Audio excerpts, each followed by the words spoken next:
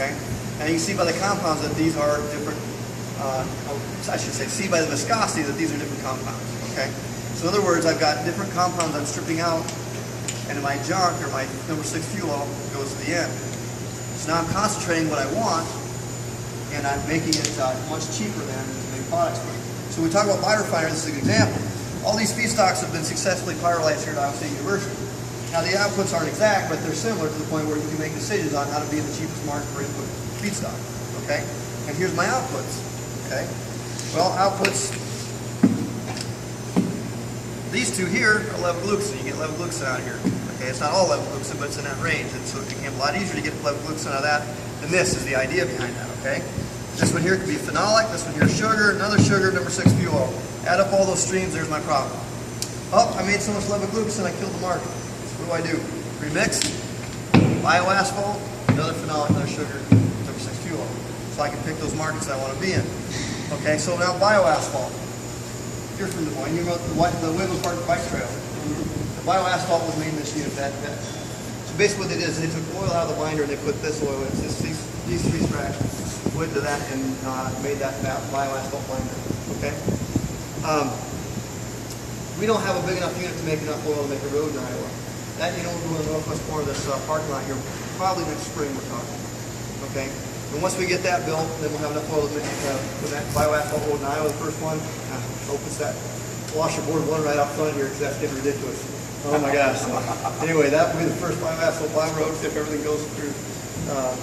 First bioasphalt road in Iowa, hopefully everything goes well. Okay? When will that happen?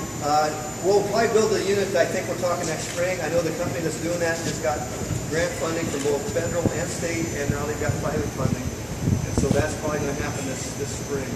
You're using all sorts of different feedstocks? They'll do, yeah, absolutely. These are all the feedstocks we've done so far. So, yeah, so we got corn stover, we got switchgrass, we got all the players. So you're making red oak. You're making oils out of That's right. the plant. That's right.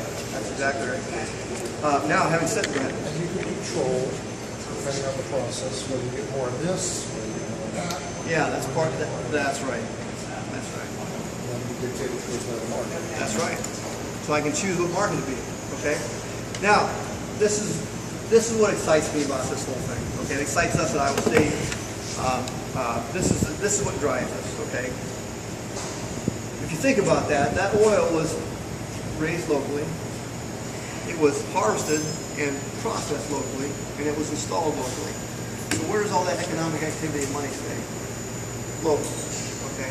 That's whether it's here, Brazil, Northeast United States, Southeast United States, California, wherever you have biomass, you have that potential for these local products to be made. Okay. And the next thing is, we've been talking about, as long as I can remember, we've been talking about how do we keep our rural economies alive? How do we keep our small towns from dying? Well, because of the density of this material, you basically have a 35-mile radius around the processing facility that makes it economic to bring this material in and make stuff. So what that does is it forces distribution of these plants. Okay. Well, we've got loads of steel in the ground, right? We've got ethanol plants, we've got biodiesel plants, we've got co-ops, and all the infrastructure that goes along with that. Okay. So if you bolt a pyrolysis unit, a fast pyrolysis unit, onto all these different plants, where are those high-paid technicians and operators going to live? They're going to live in the small towns around those plants.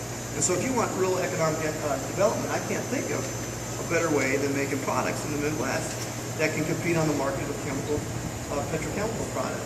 Is there any reason to think that you have a scale problem with this too, as far as feedstocks and just being able to produce enough of those oils and anything? Is there a sweet spot? You bet. There's a sweet spot.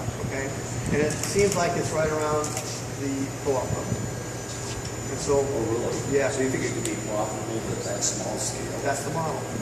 Now, you don't go smaller than that, though. If you go smaller, you're going to be in trouble, right? If every farmer thinks they're going to put one of these on there and make profit, that's probably not going to be the case, but that upfront cost is high.